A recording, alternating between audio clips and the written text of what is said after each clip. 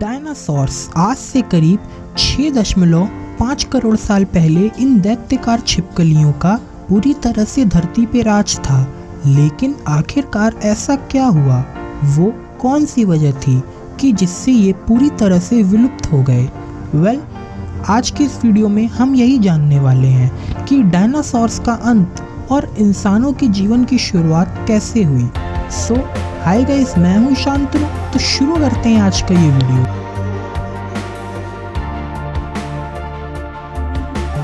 आज से करीब 6.5 करोड़ साल पहले धरती का वातावरण पूरी तरह से साफ था।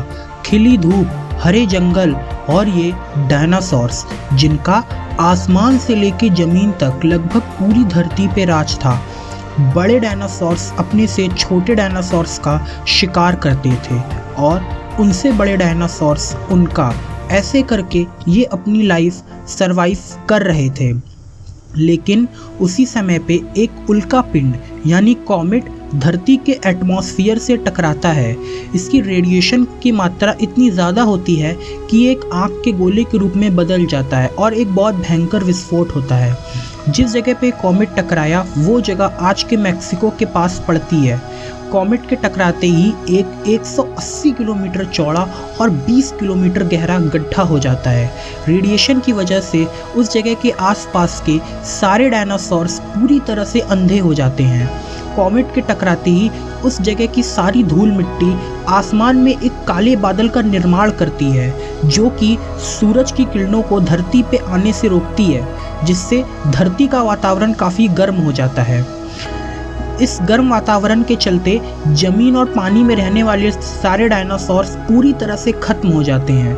इस महाप्रलय में उड़ने वाले डायनासोर्स बच जाते हैं, लेकिन ये तो बस शुरुआत थी।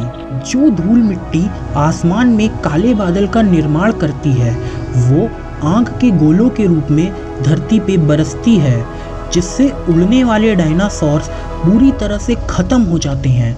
इस महाप्रलय में एक जीव की प्रजाति बच जाती है जो उस समय पे डायनासोर्स के साथ धरती पे रह रही होती है। वो हैं ये छोटे चूहे यानी मैमल्स। डायनासोर्स अंडे देने वाले जीव थे, जबकि ये चूहे अंडे नहीं देते थे, ये मैमल्स थे।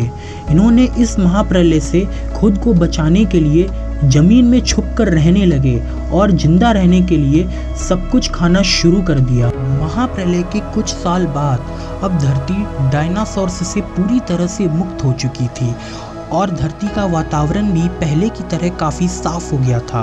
अब इसका एक दिन लगभग 24 घंटों का होता था। अब हमारे पूर्वज भी आकार में पहले से काफ़ी बड़े हो गए थे, लेकिन ये अभी हमारी तरह नहीं दिखते थे, क्योंकि इन्हें अभी आगे चल के कई और प्रजातियों में ढलना था। अब धरती का मैप भी लगभग आज की तरह हो गया था, बस एक द्वीप का बनना बाकी था। आज से करीब 4.7 करोड़ साल पहले धरती के टेक्टोनिक प्लेट्स में बदलाव होता है और अफ्रीका से एक छोटा सा कॉन्टिनेंट एशिया से जाके टकराता है और एक नए देश का निर्माण होता है जहाँ हम रहते हैं, इंडिया। इस द्वीप के एशिया से टकराने से दो नई पर्वत श्रृंखलाओं का निर्माण होता है, जिसे हम हिमालय और माउंट एवरेस्ट के नाम से जानते हैं, जो आगे चल के कई नदियों का निर्माण करने वाली थी। आज से करीब 40 लाख साल पहले अफ्रीका में फिर एक बार टेक्टोनिक प्लेट्स में बदलाव होता है और एक नई पर्वत श्रृंखला का निर्माण होता है, ईस्ट अफ्रीकन रिफ्ट वैली, जो मॉनसून की हवाओं को वहाँ के फॉरेस्ट में आने से रोकती है, जिससे कि वहाँ के जंगल पूरी तरह से सूख जाते हैं। इन्हीं फॉरेस्ट में रहते थे एप्स, ये पेड़ों पे रहते थे। लेकिन अब जंगलों के सूखने की वजह से और खाने की कमी की वजह से इन्होंने पेड़ों से उतरने का फैसला किया। ये थे एडिपिटिकस रेमिटस। ये हमारे पहले पूर्वज थे। इन्होंने सबसे पहले पेड़ों से उतरकर जमीन पर चलने का फैसला किया। इनका दिमाग एक संतरे के आकार का था और ये 4 फीट लंबे थे। आज से करीब 30 लाख साल पहले। अब धीरे धीरे हमारे पूर्वज विकास कर रहे थे। इन्होंने पत्थरों से हथियार बनाना शुरू कर दिया। इससे शिकार करने में काफ़ी आसानी होने लगी।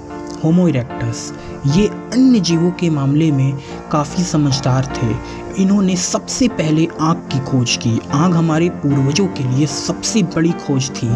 इससे वे जंगली जानवरों से बच सकते थे और आग में भुना हुआ मांस खाने से कम ऊर्जा खर्च होती, जो इनके इवोल्यूशन में मदद करती। आज से करीब 15 लाख साल पहले बस इसी प्रक्रिया के बाद हम इंसान बने, यानी होमो सेपियंस। हमने सबसे पहले भाषा का इस्तेमाल किया। इससे एक दूसरे तक अपनी बात रखने में काफ़ी आसानी होने लगी। अब हमने ग्रुप्स बनाकर कॉलोनीज़ में रहना शुरू कर दिया, जिससे कि हम बड़ी बड़ी आपदाओं का सामना कर सकते थे। आज से 10 लाख साल पहले जब पूरी धरती पे आइस एज चल रही थी और पूरी दुनिया बर्फ़ से ढकी हुई थी, तब हमने अफ्रीका को छोड़ एशिया और यूरोप की तरफ कॉलोनीज़ बनाना शुरू कर दिया।